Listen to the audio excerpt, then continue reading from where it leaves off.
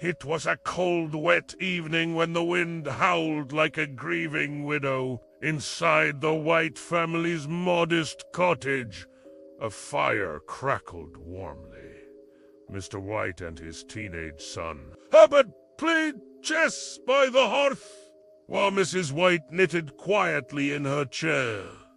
The knock on the door came just after dusk. Sergeant Major Maurice stepped in, his uniform damp from the rain. A traveler of war, with stories soaked in blood and mystery. Over tea, he told them, of faraway Landscurse's charms, and the thing he now carried in his coat pocket. A monkey's paw, he said, holding it out. It was shriveled, gray, and curled almost to life.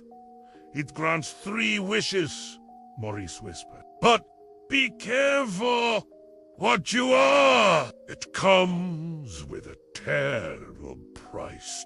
He tried to burn it in the fireplace. Mr. White snatched it out. That night, curiosity overpowered fear. I wish for 200 pounds, Mr. White said with a chuckle, thinking of his debts. The paw twisted in his hand. A wind rushed through the room. But nothing happened! Until the next day. A man in a dark suit arrived at their door, his face pale, his voice trembling. There's been an accident at the factory, ... Your son, Herbert, ... Mrs. White collapsed. Mr. White went cold. Herbert had fallen into the machinery. There was little left to bury. As compensation, the factory offered the Whites 200 pounds. The exact amount.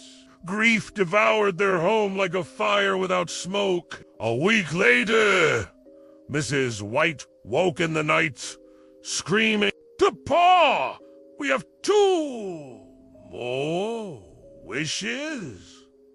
"No," Mr. White said. "We've suffered enough." But she forced him, made him hold the paw once again.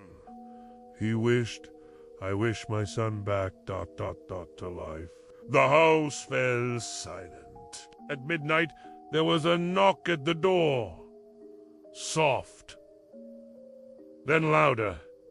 10 pounding, Mrs. White ran to open it. But Mr. White saw what horror might lie beyond. He grubbed the paw. His voice cracked. "I wish my son dead again." The knocking stopped. Mrs. White flung the door open. Nothing but fog and darkness. Herbert was gone again. Forever! And the monkey's paw lay still and quiet on the floor.